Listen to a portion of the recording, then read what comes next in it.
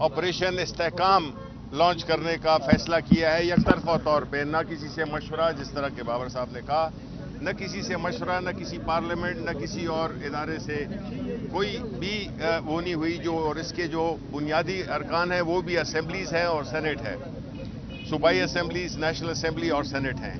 देखें, ये बात रोज़े रोशन की तरह आया है कि ये सब चीज़ें जो कि ये हो रही हैं, जिसमें कि लफ्ज़ इस्तेहकाम इस्तेमाल किया गया है, ये बुनियादी तौर पर तभी इस इस्तेहकाम पाकिस्तान उस वक्त उस सूरत में हासिल कर सकता है जबकि आप जाएं, करीबी में है, इस्लामाबाद के करीबी एक जगह है जिसको अडियाला कहते हैं, वहाँ पे है कैदी नंबर 804 इमरान खान। इस पूरे इस्तेहकाम की चाबी जो है इमरान खान के पास है। वो ही इस मुल्क के अवाम की नुमाइंदगी करता है, वही इस मुल्क की सबसे बड़ी सियासी जमात का रहनुमा है, वही इस मुल्क की सबसे बड़ी पार्लियामेंट्री पार्टी का सरबराह है, और पाकिस्तान के अवाम ने बगैर किसी शक व शुबे के उन्होंने ये चाबी थमाई है पाकिस्तान में इस्तेहकाम के, जो कि इस वक्त बुरी तरह से पिछले 2 साल दौर में जब से कि पीटीआई की हुकूमत की रिजीम चेंज के जरिए हटाई गई थी, तो उस वक्त से मुल्क जो कि हचकोले खा रहा है, मुल्क में जो बुरे मुआशी हालात हैं, जिसमें कि गरीब को 2 वक्त की रोटी मैसर नहीं है, सिक्योरिटी के खदशात हैं, हर तरह का एक अदम इस्तेहकाम की कैफियत है। और वो उसको अगर ये उनका ख्याल है कि वो बग़ैर इमरान खान के इस मुल्क में सियासी इस्तेहकाम, जिसके बाद मुआशी इस्तेहकाम आता है, हासिल कर सकेंगे और कानून की हुक्मरानी को वो जूते की नोक पे रखेंगे, तो ये मुल्क इसी तरह हचकोले खाता जाएगा। लेकिन इंशाअल्लाह आखिर में अवाम ने निकलना है और अवाम ने अपने मुस्तकबिल का फैसला खुद करना है। बहुत शुक्रिया जी। बिस्मिल्लाह। एक मिनट, खामोश भाई, खामोश। ये जलसा नहीं है, प्रेस टॉक है, खामोश। थोड़े से पीछे हो जाए। बिस्मिल्लाह रहमान रहीम। सबसे पहले मैं अपने यहाँ पे फाजिल वकील डॉक्टर बाबर अवान साहब का शुक्रगुजार हूँ। भाईजान जरा खामोशी से, मेहरबानी होगी आप सारों की।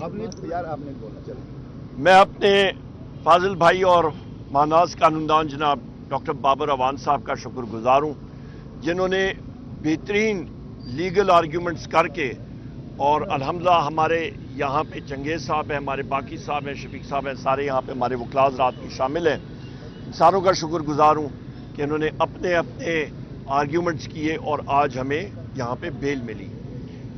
दूसरी अहम बात यहाँ पे मुख्तसरन मैं बात करूँगा, ज़्यादा बातें डॉक्टर बाबर अवान साहब ने और मेरे बड़े भाई शिबली अवान साहब ने। भाईजान ज़रा आप मेहरबानी करें, या आप बात कर लें या मैं बात कर लेता हूँ, बहुत शुक्रिया होगा आपका।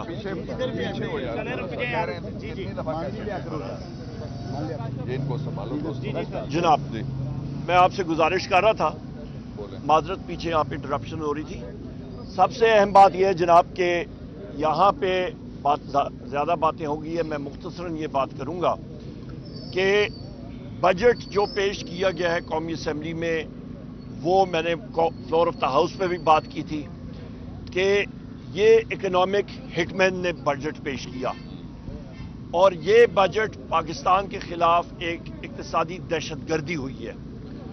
इस बजट के साथ मैंने 3 घंटे की तकरीर वहाँ पे की है, एक एक पॉइंट हुकूमत की अपनी किताबों से उठा के वहाँ पे बताया, उसकी तशरीह की। मेरे कौमी असम्बली के फाजिल मेंबरान भी वहाँ पे मौजूद थे।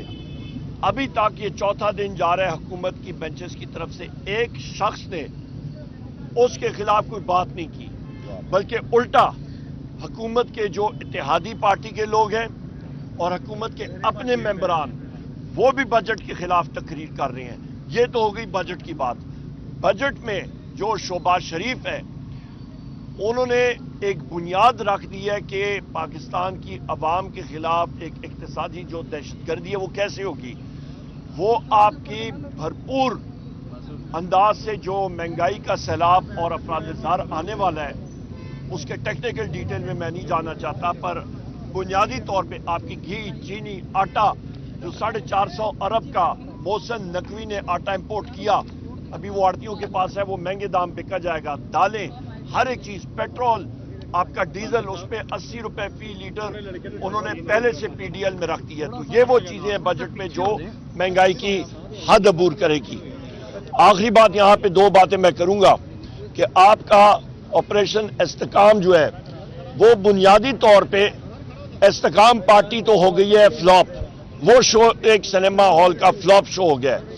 اب یہ دوسرا شو نکال کے لا رہے ہیں اور اس کے اوپر جس طرح میرے فاضل یہاں پہ دوستوں نے بڑے بھائیوں نے بات کی ہے کہ بنیادی طور پہ وزیر اعظم عمران خان صاحب نے کہا ہم لوگ اپنے لوگوں کے اوپر کسی قسم کا آپریشن نہیں برداشت کریں گے.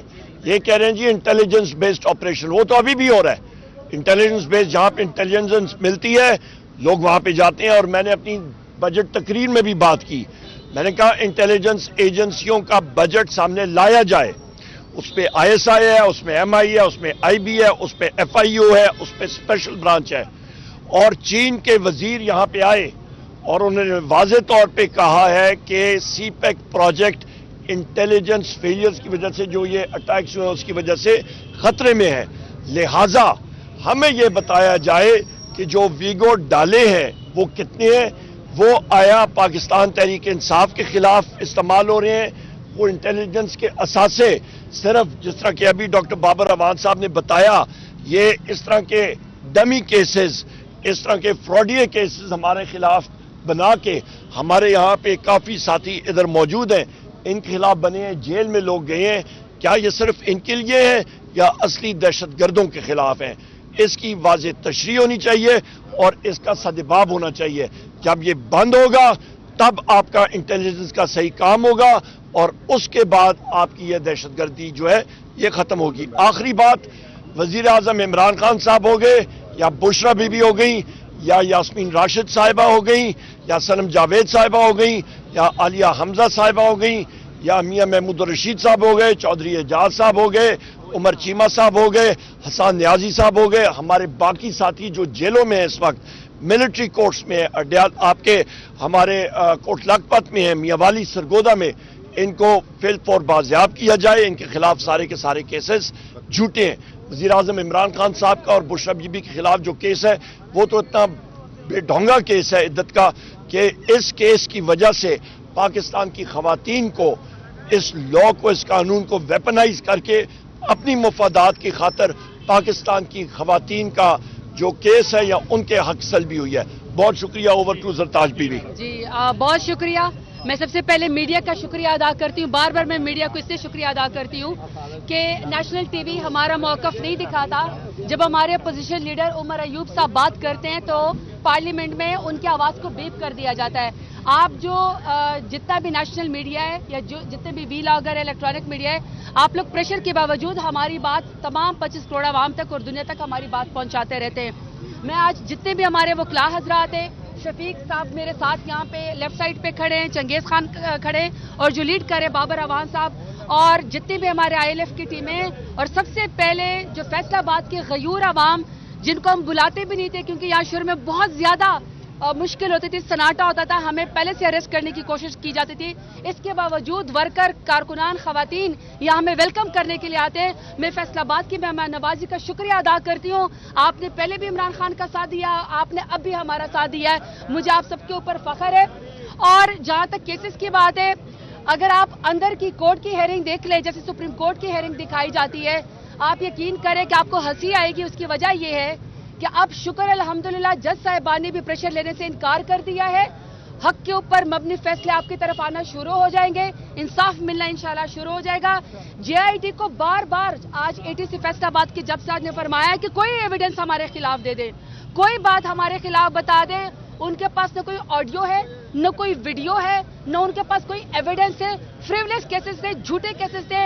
9 مئی کا جو ایک بلون اٹھایا گیا تھا ہماری پارٹی کو ختم کرنے کے لیے, ہماری لیڈرشپ کو ختم کرنے کے لیے, 9 مئی آج اپنے منطقی اس کو انجام کو پہنچا.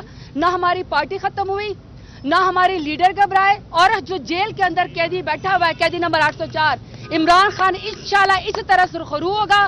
तमाम केसेस इसी तरह खत्म हो गए और आपको इसी तरह पार्टी पाकिस्तान तहरीक इंसाफ मजबूत नजर आएगी। इमरान खान जिंदाबाद, पाकिस्तान जिंदाबाद और फैसलाबाद के गयूर साहब ये बताइएगा कि जो केपीके के वजीर आला एपेक्स कमेटी का फैसला हुआ एक्शन का, तो क्या केपीके के वजीर आला ने आपको बेखबर रखा हुआ है उससे? नहीं, बिल्कुल नहीं है। कल भी ब्रीफिंग हुई थी कोर कमेटी में, मैं पार्लियामेंट में था और आज भी होगी इंशाल्लाह। बिल्कुल वो खबर में रखा।